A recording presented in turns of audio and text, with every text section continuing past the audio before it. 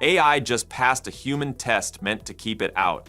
OpenAI's CEO says GPT-5 feels like a nuclear bomb, and Meta offered $1 billion to a single researcher who said no. Yeah, this week in AI, it's absolutely unhinged. From ChatGPT new update to AI agents clicking, "I'm not a robot" without blinking, things are getting wild. And after all that, we'll dive into even more breaking AI news. From Google and Microsoft's latest upgrades to NVIDIA's record-breaking model and Adobe's new AI magic in Photoshop. So let's talk about it.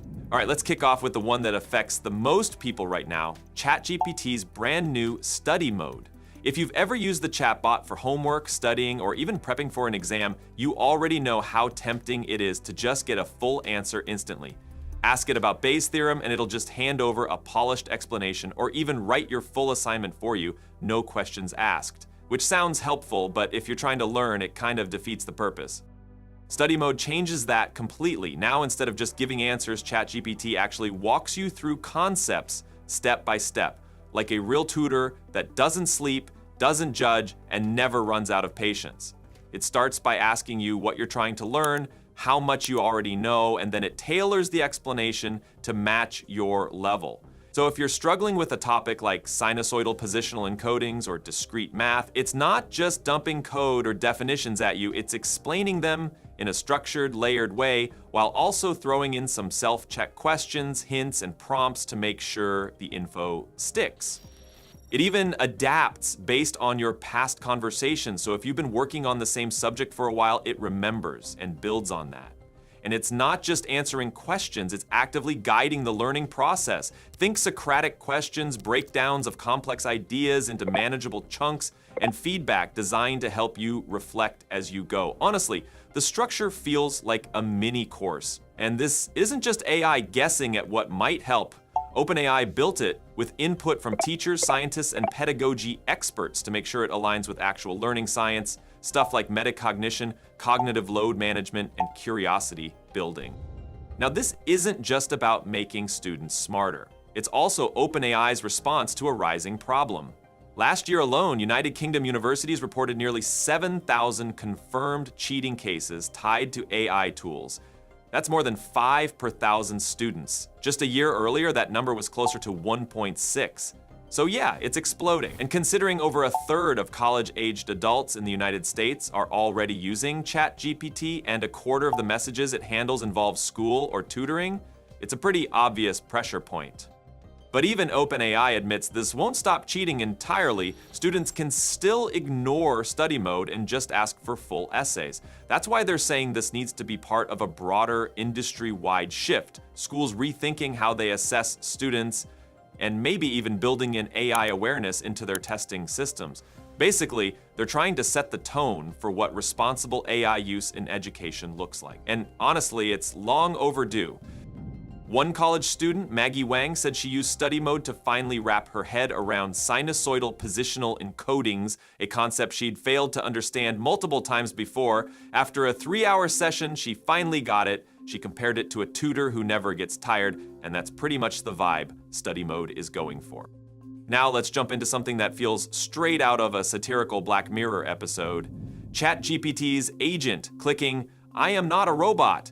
Yeah, that actually happened. So the agent is part of ChatGPT's growing toolbox. It can browse the web through its own isolated virtual environment, meaning it has access to a browser and operating system that interact with the real internet. You give it a multi-step task, like downloading a video or ordering groceries, and it performs the steps for you. It even narrates what it's doing, which is both useful and, in this case, a little ironic. While completing a task involving a Cloudflare protected page, the agent encountered one of those little boxes that says, "Verify you're human." You know the ones. Click the checkbox to proceed. And without hesitation, the agent clicked it, then explained what it just did. "This step is necessary to prove I'm not a bot and proceed with the action." A bot, literally saying it needs to prove it's not a bot and passing the test. You couldn't script that better. Now, to be fair, it didn't get hit with the full CAPTCHA challenge, the one where you have to click on blurry traffic lights or storefronts. It only passed through the initial layer, which is called Cloudflare Turnstile. That layer analyzes all kinds of subtle behavioral signals, mouse movement, browser fingerprint, IP history, to decide whether you're likely a human, and the agent's behavior was human-like enough that it didn't trigger the deeper check. This is a big deal because CAPTCHA systems were specifically designed to block bots like this. The idea dates back to the 1990s. Give humans a simple visual test that machines supposedly can't pass. Over time, the CAPTCHA arms race escalated. Better AI meant more sophisticated CAPTCHAs. Some even used the process to train machine learning models. Google's reCAPTCHA, for example, had people helping digitize books and train vision algorithms, all under the guise of proving they weren't bots. Kind of brilliant, kind of dystopian. But the fact that an AI agent can now casually breeze through even the behavioral layer of a CAPTCHA shows how much has changed. And this wasn't just some brute force hack, it was smooth, self-aware, and integrated into a broader workflow. That's what makes it so different. You're watching the agent behave more like a human assistant, navigating, clicking, reading, and not just running scripts. Someone on Reddit even had the agent order groceries from a local store. The instructions were super basic: avoid red meat, stick to healthy items, and stay under 150 bucks. It pulled it off, no problem. But of course, not everything's flawless. Another user said the agent completely failed to navigate the Stop and Shop website because the interface was too messy. So yeah, bad UI still wins against good AI sometimes. Now let's get into what might be the most shocking part of all this. OpenAI CEO Sam Altman just said in an interview that GPT-5 scares him. He wasn't vague about it either. He said testing GPT-5 reminded him of the Manhattan Project, the development of nuclear weapons. Yeah, that's the comparison he made. He talked about how fast GPT-5 feels, not just in how quickly it responds, but in how much it seems to understand. There were sessions where he just sat there, watching what it could do, and felt deeply uneasy. And remember, this is the guy at the very top of the company that built it. Altman also took a shot at the state of AI oversight. He said there are no adults in the room, meaning the systems that are supposed to be regulating and monitoring AI development are way behind. It's moving too fast, and the people in charge don't have the tools or the knowledge to keep up. And just when you think the stakes couldn't get higher, let's talk about Meta. So Mark Zuckerberg, who's been trying to poach top talent for his new Meta Superintelligence Labs, just hit a brick wall. He went after Mira Murati's team at Thinking Machines Lab and offered them outrageous deals. We're talking hundreds of millions, up to $1 billion for a single researcher. Not over their lifetime, just over a few years. It's one of the biggest offers anyone's ever heard of in this space. And every single person turned him down. According to a report in Wired, no one at Thinking Machines Lab took the offer. Some were offered 200 to 500 million over 4 years. One person was offered a full billion. They all said no. That's not just a flex, it's a statement. A rejection like that at that scale signals that this isn't just about money anymore. These researchers are making decisions based on values, alignment, maybe trust. It says a lot about how they view Meta and possibly how they view Zuckerberg's goals with this new super intelligence team. All right, now, while OpenAI and Mira Murati dominated headlines, there's been plenty happening elsewhere in AI too. Ideogram introduced a tool for generating consistent characters from a single photo. Microsoft rolled out Copilot mode in Edge with multi-tab analysis, voice control, and task execution. Google expanded AI search to handle PDFs, real-time phone video, and launched a new planning feature called Canvas. NVIDIA's Llama Nemotron Super version 1.5 just topped reasoning benchmarks.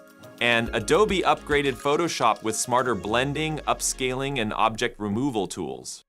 Starting with Ideogram, this update is a big step for anyone who works with visual content. The new Ideogram character feature lets users upload a reference image and generate that same person or character in different styles, scenes, and poses.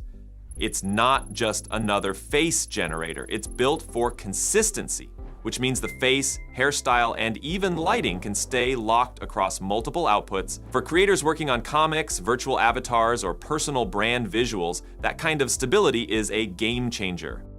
You can also mask or unmask areas like clothing, neck, or hair, depending on what you want to preserve. If you're going for a stylized look, there's a fiction mode that pushes the output into more imaginative territory. And when you combine it with Ideogram's existing tools like Magic Fill or Remix, you can actually place that character into custom scenes, adjust lighting to match the environment, and control how closely the output should follow the reference. It's all available now in early access directly from the platform's Character tab. Over on the browser's side, Microsoft is starting to reshape how we interact with the internet. The new Copilot mode inside Edge is more than a side panel. It turns your browser into an active assistant. Once enabled, it can read across all your open tabs and provide summaries or comparisons, which is incredibly useful for research or side-by-side reviews. For example, if you're shopping or analyzing competitors, it can highlight differences and surface insights from multiple pages at once. They also introduced a unified input bar that merges search, chat, and navigation into one place, cutting down clicks and switching. Voice navigation is already working too. You can just talk to Copilot and ask it to find content, compare pages, or open new tabs. And while those features are live now, Microsoft is already testing more ambitious stuff, like letting Copilot complete real-world tasks for you, group your browsing into topic journeys, or offer smart suggestions based on what you're currently working on. Meanwhile, Google is pushing deeper into multimodal search with major upgrades to AI mode. You can now upload images directly from desktop, something that was previously mobile only, and they're about to launch PDF uploads too. That means you'll be able to ask questions about actual documents, like lecture slides or white papers, and get direct answers combined with web context. One of the more interesting additions is Canvas, a planning tool that opens in a side panel and stays active across sessions. Whether you're building an itinerary, organizing research, or tracking a task list, it gives you a persistent workspace where your search evolves with your goals. On mobile, Search Live is also rolling out. This lets you point your camera at an object or scene and talk with AI mode in real time based on the live video feed. It's built on top of Project Astra and accessed through Google Lens. Chrome's getting smarter too, with a new Ask Google About This page option right in the address bar. Plus, deeper AI responses when you highlight content or tap Dive Deeper. Switching to models, NVIDIA's Llama Nematron Super version 1.5 just made a strong entrance. It's topping the Artificial Analysis Intelligence Index leaderboard, beating out other open models in math, science, reasoning, coding, and chat. What's different here is how efficient it is. It runs on a single NVIDIA H100 GPU, but still outperforms in both accuracy and speed. This makes it extremely practical for anyone building serious AI agents or assistants that need to think through complex tasks. The model was trained using entirely synthetic datasets, over 26 million high-quality rows generated from models like Qwen 3 and DeepSeek. It went through several layers of post-training, from supervised fine-tuning to advanced reinforcement learning techniques like DPO and RLVR. All of that was aimed at improving reasoning, function calling, instruction following, and more, and soon you'll be able to deploy it using NVIDIA NIM microservices with minimal setup. And finally, Adobe just dropped a set of AI updates for Photoshop that'll save a ton of time for creators. The new Harmonize feature lets you insert objects into a scene and automatically matches the lighting, tone, and shadows so it looks like it was always part of the image. Generative Upscale improves resolution up to 8 megapixels without making it look over-sharpened or artificial, which is a big help when printing or working with older files. They've also upgraded the Remove tool using their latest Firefly image model, so object removals are now cleaner, with fewer weird edges or blurry patches, and on desktop, there's a new Projects feature that organizes assets into shared workspaces, making it easier to collaborate without losing track of versions or edits. All right, your turn. Is AI crossing the line when it starts clicking "I am not a robot" and actually gets away with it? Let me know what you think down below. Make sure to like, subscribe, and turn on notifications. Thanks for watching. Catch you in the next one.